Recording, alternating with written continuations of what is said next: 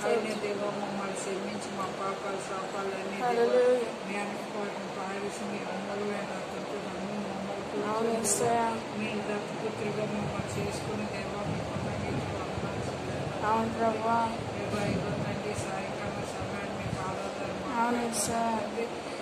ప్రార్థన చేయడం మా వంతు కార్యం మీ దేవా తండ్రి మీ కార్యాల కంటే కనబడి ఊహించిన కార్యాలు ఆశ్చర్య కార్యాలు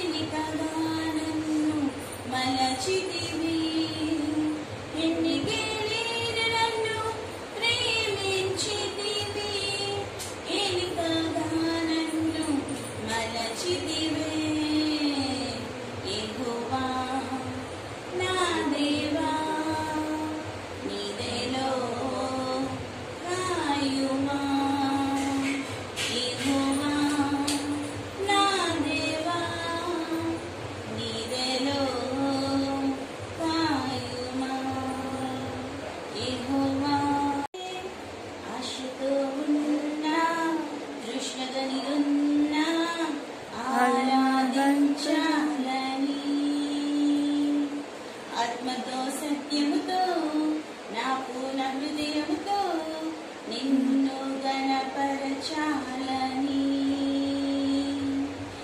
ఏ రాగము తెలియదు ఏ కాలము తెలియదు ఏమని పాడను నిన్ను ఎంతని పొగడెదను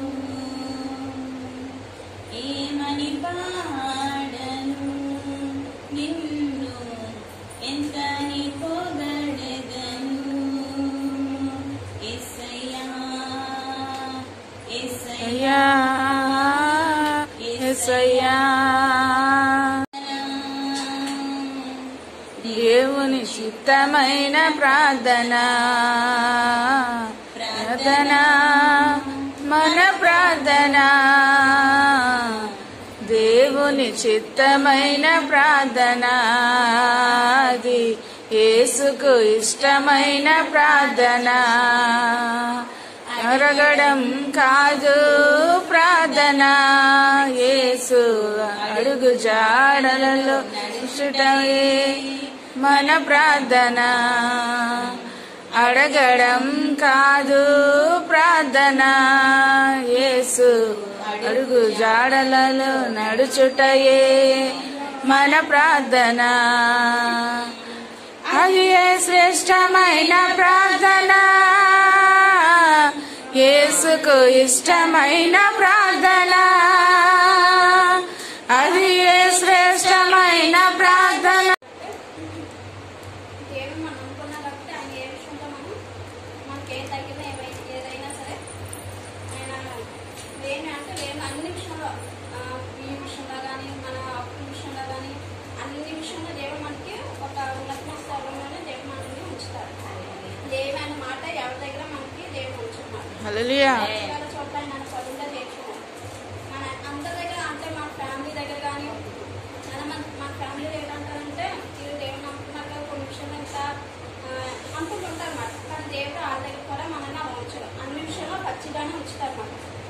ఆయన పనులుగా చేర్చుకున్నారు.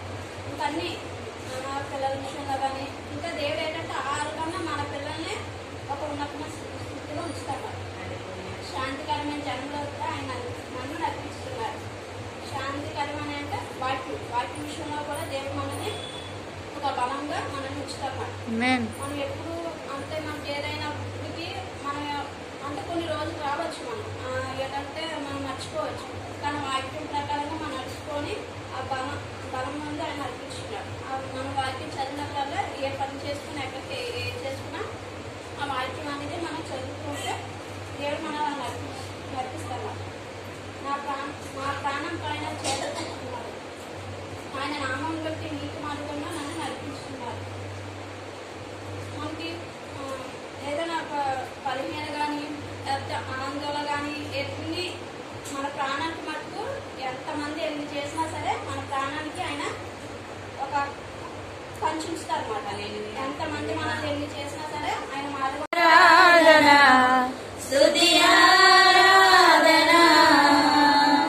నీ వంటి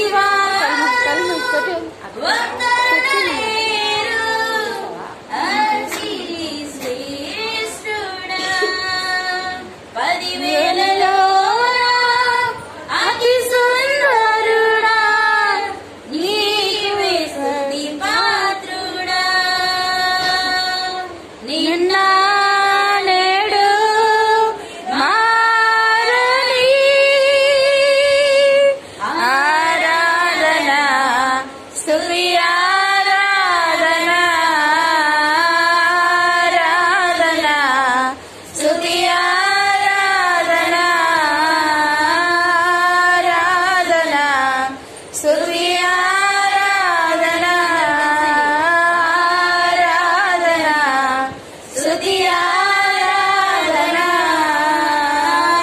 ఆరాధన స్తుతి ఆరాధన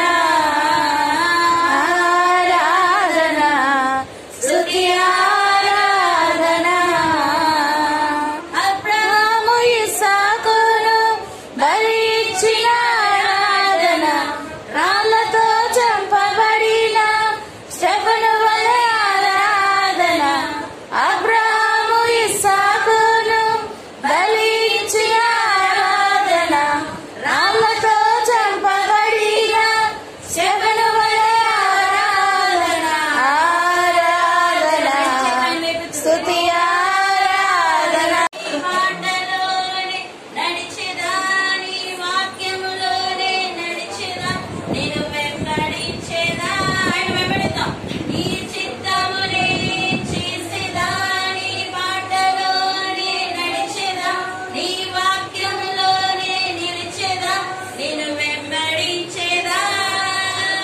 ఆరాధన యేసు నీకే అవునయ్యా ఆరాధన యేసు నీకే అందరూ కలిసండి ఆరాధన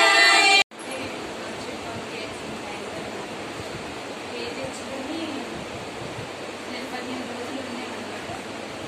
అంటే మా పక్క పెట్టి వాళ్ళు చాలాసార్లు చెప్తూ ఉంటారంట ప్రతిదీ అమ్మ దేవుడికి నమ్మకం ఉంటే కష్టాలన్నీ తగ్గిపోతుంది అది అని చెప్పేవాళ్ళు. ముందు నాకు అనిపించేది కాదు, ఎందుకు నమ్ముకోవడం అన్నట్టుగా అలా ఉండేదాన్ని అనమాట. ఒకరోజు బాబు రాత్రి అనమాట ఉలికి పడుతున్నాడు. అప్పుడు మా ముందరే శవాలు తీసుకెళ్తూ ఉండేవాళ్ళు అనమాట. భయం వేసేది. అలాగా నేను రోజు నిద్రపోలేదు.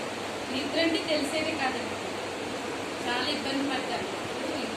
నా ముందర అలాగా శవాలు తీసుకెళ్తూ ఉంటే బాబుకి ఒకరోజు ఉలికి పడుతున్నాడు, భయం వేసేది.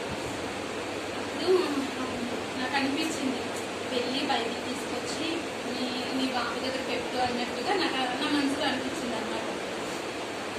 నువ్వు ఎలా అడగాలి ఎన్నోసార్లు చెప్తుంది తను, అమ్మ ట్రై చేయాలా ఇంకా అదని చెప్పేవాళ్ళు. కానీ నేను వద్దు అని అనేసేదాన్ని కదా, ఏం చేయాలా అనుకుంటే ఎలా లేపాలా అని నా మనసులో అనుకుంటే తను లేచింది అనమాట.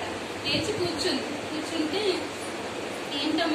ఏంటమ్మా ఇలా వచ్చేవంటే ఇలా బాబు ఉలిక్కి పడుతున్నారండి, బైబిల్ ఒకసారి ఇస్తారా అనుకుని అడిగాను. అడిగితే సరేనమ్మా తీసుకెళ్ళరు అని చెప్పేసి వచ్చి ప్రార్థన చేసేది అనమాట. ప్రార్థన చేసి బైబిల్ అక్కడ పెట్టేసి వెళ్ళింది అనమాట. అప్పుడు వరకు అర్ధరాత్రి పెళ్ళింది కాబట్టి మొహం అంతా చెప్పేస్తా అనమాట. సాయిబుల కంటే అద్దాను అటు సైడ్ అయితే మరి ఇంచుమించు అంతే. మరి అక్కడి నుంచి వచ్చింది కదా ఎవరు, వాళ్ళతో పాటు వచ్చిన ఆవిడ ఎవరు, సారాతో వచ్చింది ఆవిడ. అయితే ఇంచుమించు అలా ఉండేది. ఆ ఉండడం వల్ల పాపం ఎవరు పని చేసుకున్నాడో తెలియదు. తెల్లవారు చూస్తే ఎవరున్నారు. ఇంకోటి ఏంటంటే ఇంకోటి చేశారండి, ఇప్పుడైతే లైట్లు ఉన్నాయి, అప్పుడు అంతా చీకట్లోనే ప్రస్తుతానికి. ఆ తెల్లవారు లేచి ఆ ముఖం చూసేసరికి ఇప్పుడు పాడైపోయింది. అసలు అతను ప్రేమించింది ఎవరిని? రాణిని ప్రేమించాడు, చిన్న అమ్మాయిని ప్రేమించాడు. దొరికిపోయింది ఎవరికి? ఇంకా చూసుకో చెప్పలేడు ఉండలేడు, వెళ్ళి మా ఇద్దరు తగ్గుబాడితే దానికే ఉంది. ఆల్రెడీ 7 సంవత్సరాలు చేసావు కొలువు, అలాగే మా చిన్న అమ్మాయి కోసం మరొక 7 సంవత్సరాలు పనిచేసి అనేసి అంటే మా ఒప్పించుకున్నాడు. ప్రేమ అలా చేస్తారు. ఎన్ని సంవత్సరాలు అండి? 14 సంవత్సరాలు వెయిట్ చేశాడు. ఎవరి కోసం? కోసం. చేసుకునే తొక్క తోలు తీసేసింది మనోడికి. తొక్క తోలు తీసేసి దొంగదైపోయింది అన్నమాట. యాకోబుని ఇసుకేసేసింది. ఇలాగ ఇసుకించలేదు. ఎలాగ ఇసుకేసించిందంటే ఆ అమ్మకు పిల్లలు పుట్టించావు, నాకు పిల్లలు పుట్టింది, నా ఉసురు నీకు తగలా. నిజమండి, బైబిల్లో ఉంది. బైబిల్లో క్లియర్గా ఉంది. నా పిల్లలు నీకు ఎప్పుడు తగులుతుందో, మా అక్కకి పిల్లలు కనేస్తున్నావు, నాకు వచ్చిన పిల్లలు కనటం లేదే కాదు. అవునంటండి, నేను దేవుణ్ణి ఇచ్చి మా ఆవిడకి అందంగా ఉంది, నాకు నచ్చిందంటే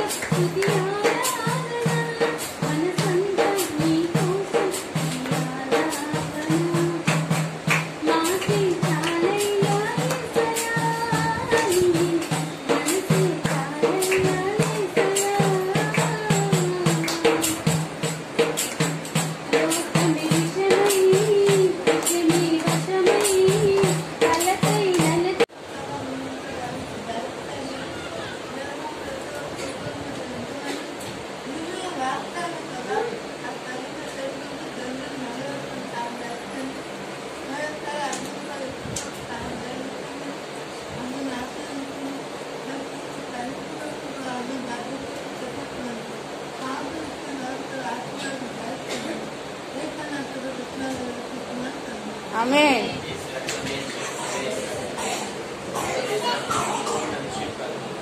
ఆమేన్.